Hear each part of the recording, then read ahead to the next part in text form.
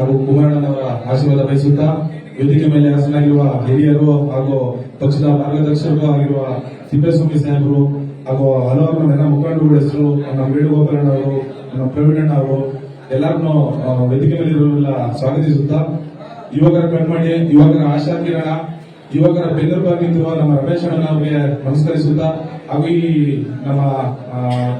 ಈ ಫಂಕ್ಷನ್ ನ ಅಚ್ಚುಕಟ್ಟೆ ಮಾಡಿಕೊಡಕ್ಕೆ ಆಗಿರುವ ನಮ್ಮ ಸ್ವಾಮಿಯಲ್ಲ ಅವ್ರಿಗೂ ನಾನು ಅಭಿನಂದಿಸುತ್ತಾ ನಾನು ಮಾತಾಡಕ್ ಬಯಸ್ತೀನಿ. ನಿನ್ನೆ ನಾನು ರಮೇಶ್ ಅಣ್ಣ ಅವರು ಚೇಂಬರ್ ಕೂತಾಗ ಹೇಳ್ತಾ ಇದ್ವಿ, ಅಣ್ಣ ಇದು ಶ್ರಾವಣ ಸ್ಟಾರ್ಟ್ ಆಗೈತೆ, 2ನೇ ಶನಿವಾರ, ಯುವಕರು ನಾವು ಇವತ್ತಿಂದ ಕಳೆ ಮೊಳಗಿಸ್ತೀವಿ.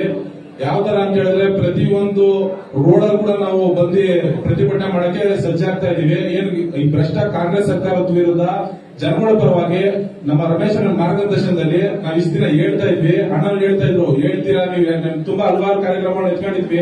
ಅಣ್ಣ ನಿಖಿಲ್ ಅಣ್ಣ ಬರ್ಬೇಕು ಅಂತ ಹೇಳಿದ್ರು. ಮೊದಲೇ ನಾನು ನನ್ನ ಜೀವನದಲ್ಲಿ ಯಾರಾದ್ರೂ ಸ್ವಲ್ಪ ಎದುರುತ್ತೀನಿ, ಸ್ವಲ್ಪ ಭಯ ಪಡ್ತೀನಿ ಅಂದ್ರೆ ನಮ್ಮ ರಮೇಶ್ ಅಣ್ಣಗೆ ಅಷ್ಟೇನೆ. ಅವ್ರು ಗದ್ರತಾರೆ, ಮನಸ್ಸಲ್ಲಿ ತುಂಬಾ ಮೃದು, ನನಗೂ ಗದ್ರಿದ್ರು.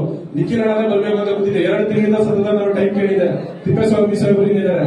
ಕೊನೆಗೆ ಅಣ್ಣ ಹೇಳಿದಿಷ್ಟೇ, ನೋಡೋದು ನಿಖಿಲ್ ಅಣ್ಣ ನಿಮಗೆ ಗುರುತಿಸ್ತಾರೆ, ನೀನ್ ಫಸ್ಟ್ ಕೆಲಸ ಮಾಡೋದ್ ಕಲ್ತ್ಕೋ, ಕೆಲಸ ಮಾಡೋದು ನಾವೆಲ್ಲ ಕೈ ತೋರಿಸ್ತೀವಿ. ನಿಖಿಲ್ 3 ದಿವಸದಲ್ಲಿ ನಾನೇನ್ ಫಂಕ್ಷನ್ ನಾ ಮಾಡ್ಬೇಕು ಅಂತ ಅಂದ್ಕೊಂಡಿದೀನಿ, ನಾವೆಲ್ಲ ಕೈ ತೋರಿಸಿ ಮಾಡೋ ಅಂತ ಹೇಳಿದ್ರು. ಅಣ್ಣ ಈ ಸ್ಟೇಜ್ ಮುಖಾಂತರ ನಾನು ನಿಮ್ಗೆ ಭರವಸೆ ಕೊಡ್ತಾ ಇದ್ದೀನಿ, ಪ್ರತಿಯೊಂದು ಯುವಕರನ್ನೆಲ್ಲ ನಾವು ಜೊತೆ ಕರ್ಕೊಂಡು ಪ್ರತಿಯೊಂದು ರೋಡು, ವಾರ್ಡು, ಕ್ಷೇತ್ರ ಯಾವ್ದು ಬಿಡದಾಗೆ ಭ್ರಷ್ಟ ಕಾಂಗ್ರೆಸ್ ಸರ್ಕಾರದ ವಿರುದ್ಧ ಹೋರಾಡ್ತೀವಿ. 2028ಕ್ಕೆ ನಿಖಿಲ್ ಅಣ್ಣನ ಕುಮಾರಣ್ಣಕ್ಕೆ ಬಲಪಡಿಸ್ತೀವಿ. ಈ ಮುಖಾಂತರ ನಿಖಿಲ್ ಅಣ್ಣ ಮಾರ್ಗದರ್ಶನದಲ್ಲಿ ಹಾಗೂ ರಮೇಶ್ ಅವರ ಮಾರ್ಗದರ್ಶನದಲ್ಲಿ ನಾನು ಮುಂದೆ ಹೋಗ್ತೀವಿ ಅಂತ ಹೇಳ್ತೀನಿ. ನಾನು ಮುಂದೆ ಕೂತಿರುವ ಎಲ್ಲ ನನ್ನ ಸಹೋದರರಿಗೂ ನಮಸ್ಕಾರ, ನಾನು 2 ಭಾಷಣ ಮುಗಿಸ್ತೀನಿ. ನಮಸ್ಕಾರ.